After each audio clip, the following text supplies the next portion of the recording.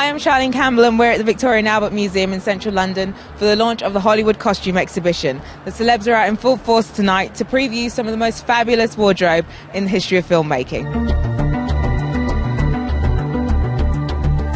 What was the process in actually getting all the costumes? Well, we had some must-haves. You know, you've got to have Chaplin's Tramp, you've got to have Dorothy from The Wizard of Oz, you've got to have Gone with the Wind, and you've also got to have the superheroes. I just love the idea of Superman, Batman, Catwoman. One of the difficulties has been tracking them down, you know, because the studios junked a lot of material in the 60s, not realising that the back numbers were very interesting.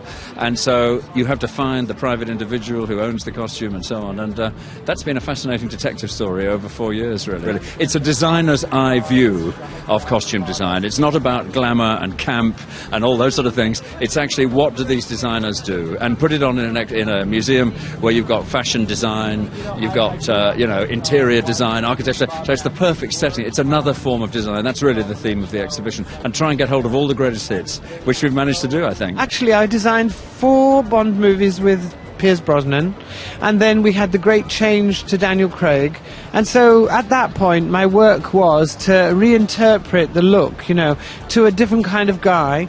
And of course, I'm sure you know anyway, but with costume design and with tailoring, you follow the new body of the person. And so between that, the inspiration of him himself, and between the new script of Casino Royale, where he was a much more angst-ridden, you know, mean, tough guy, those were the inspirations. And I think if you go to see Skyfall, Gianni Tamin's work, you'll see that it's reached a new conclusion, which is that he's become an absolutely new Bond. Can you tell us what you're looking forward to seeing?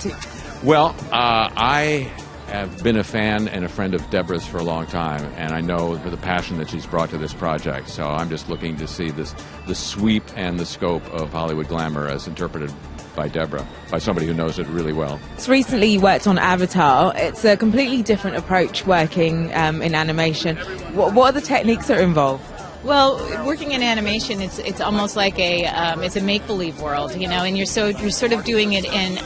Although I made actual physical costumes, it's like you're trying to, and you have to take this leap of faith of what it's going to actually look like when it's done, because you're not standing there with someone in a dress and using your eye to fix things. You're sort of trusting a lot of people in between your design and the creation that gets on the screen. Oh, I'm really looking forward to tonight. Yeah. We're both looking forward to it. Because John's wife Deborah, whose brainchild this is, you know, has asked us to get involved, and we've provided a motion capture suit, which is part of the kind of 21st, you know, the latter extension of the modern equivalent of costume design. Well, congratulations with the exhibition. It's amazing, absolutely stunning. You've got some of the most iconic costume in the history of filmmaking. Are you excited?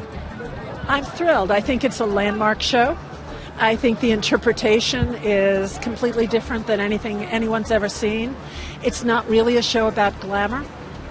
Glamour's one part of it, but I think it's a show about storytelling and about falling in love with movies and the people in the movies. I think that we've been talking about that the green dress and the ruby slippers really represent what film costume is, that everyone can identify the change that comes over a person when they put on a pair of shoes or a dress. You become someone else. So Jason, you're famous Mankini.